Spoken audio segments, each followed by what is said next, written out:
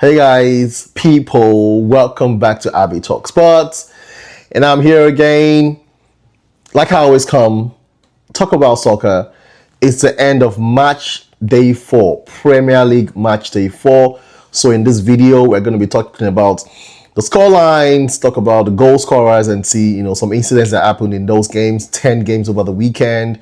Yep, and before I jump into the video, can you go down there and please subscribe, smash the like button. It only takes you 2 seconds to do that, right?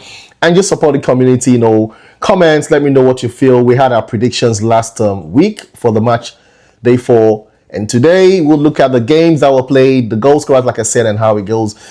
Anyway, thank you, and let's jump straight into the video. So match day 4, full of events, started at 7:30 a.m. Eastern time. At the Emirates, and I think ended up Manchester City at Etihad Stadium. That was the last game of the weekend. So let's start. So the first game was Arsenal against Nottingham Forest. Ended 3-0. Goals by Zubimendi, the volley, 32 minutes. Then Gyökeres, Scott had it for the 6th minute. I think like 14 seconds in the second half, and Zubimendi again scored a header. Strange, right? In the 79th minute. It was a comfortable game for Arsenal. 3-0. Nottingham Forest, new manager bounce didn't happen. And now never, won a game against Arteta. Looking at his Tottenham career and Nottingham Forest new career as well. It was pretty easy game for Arsenal. Nothing too crazy, nothing too dramatic. They had control of the game. They had Declan Rice on the bench, which was like a little bit of strange. But then the players that played were good enough. There's Champions League during the week, so they have the good squad depth, so they can go ahead and rest players. But it was a good game for Arsenal. More possession, more XG, more everything, so it was pretty easy. Then there was Bournemouth-Brighton. I thought Bournemouth was going to win.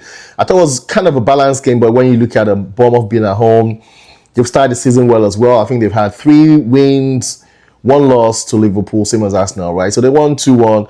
Goals by Scott. Then Mitoma scored that header in the 48th minute for Brighton. Then Semenyo scored the penalty. Semenyo, first player to get to 5 goal contributions in the league. Of course, that was before Haaland played against Manchester United. So not like a pretty comfortable game for Bournemouth. Like I said, equally balanced team, but Bournemouth came up on top 2-1. Good game. Then there was Crystal Palace, Sunderland, which I thought Crystal Palace with the Premier League experience would probably win that game. But it was a 0-0. I said it before, Sunderland did not just buy players anyhow. They bought experienced players that could keep them in the league. I'll say it again, I think Sunderland stays in the league. Maybe not even close to relegation, but then they were able to get a draw against Crystal Palace at 0-0, which was a very good game. Then there was Everton, Aston Villa, ended up 0-0. Aston Villa, by the way, still not scored a goal in this season. Even with the firepower they have, that's a little bit strange, right? Everton, I knew was going to be tough. They would defend for their lives and, keep it quiet. And they were able to do that successfully. I'm not really worried for Aston Villa. I think they would... I think they'll come out of this mess, but it's just pretty worrying. 4th game in the season, haven't yet scored a goal. And I think they have 2 points now. I think they had 2 draws and 2 losses now. Yep, and that's it. Then we had Fulham Leeds. Fulham finally got their first league win of the season. It was a Goodmanson own goal anyway. But then it was good work by Kevin, right? Kevin, I said it was going to be a flop. I didn't say it was going to be a flop because I thought he was going to be one. I said it because I wanted him to be one, because I thought they would have signed Nelson and given Arsenal some 15-20 million. But he's a good player. He plays like Vinicius. He dribbles, he runs with the ball, he can shoot the ball, and his chaos, his chaotic play was one that caused that own goal. So Fulham got their first win, against Leeds. I'm not worried for Leeds. They're playing well. They might be close to the relegation, but I think they just stay in the league. Then the next game was Newcastle, Wolverhampton. Newcastle finally got their first win of the season as well, post Isak.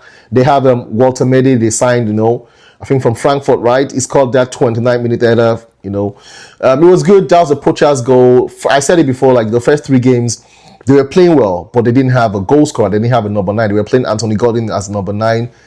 So I had that issue with them, right?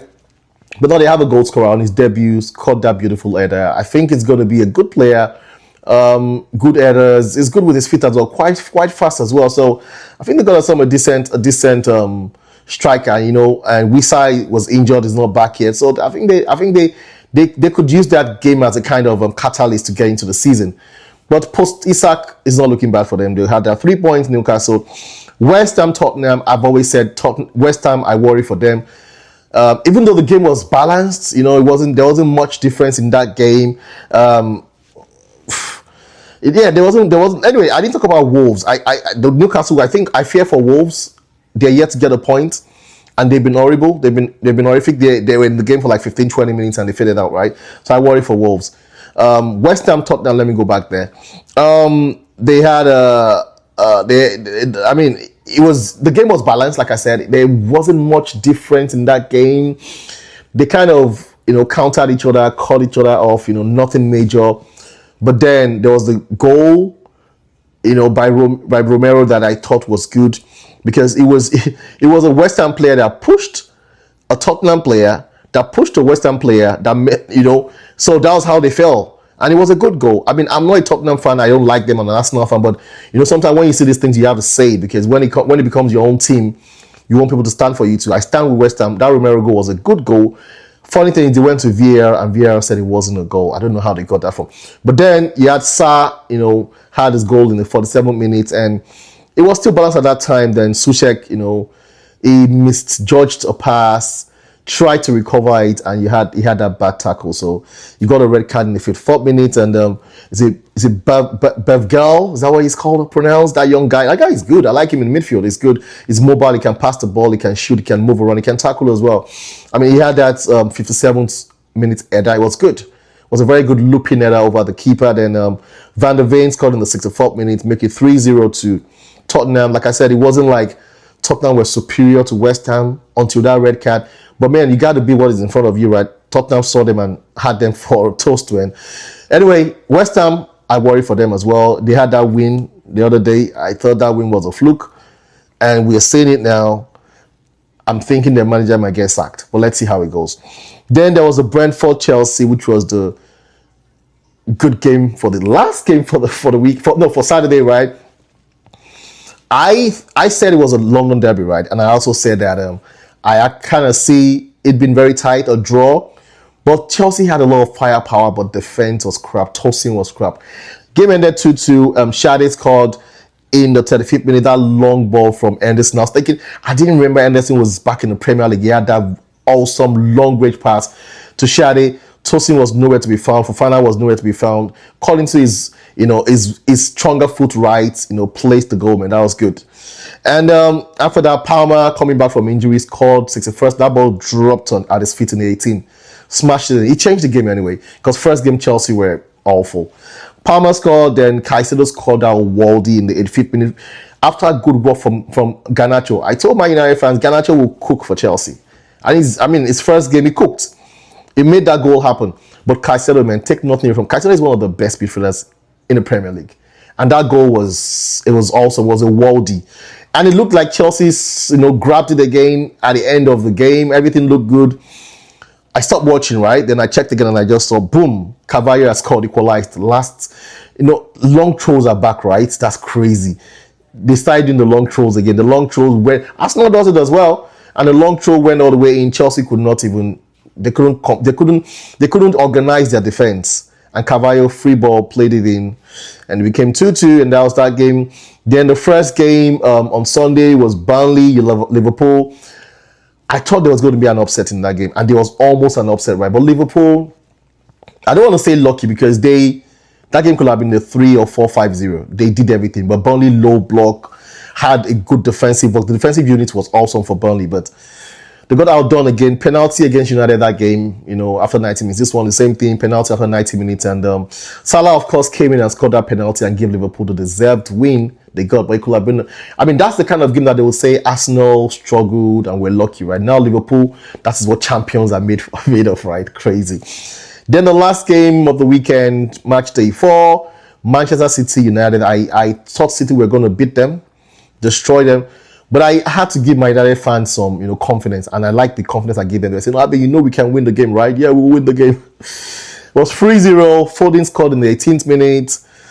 Good work from Dogu, destroy United.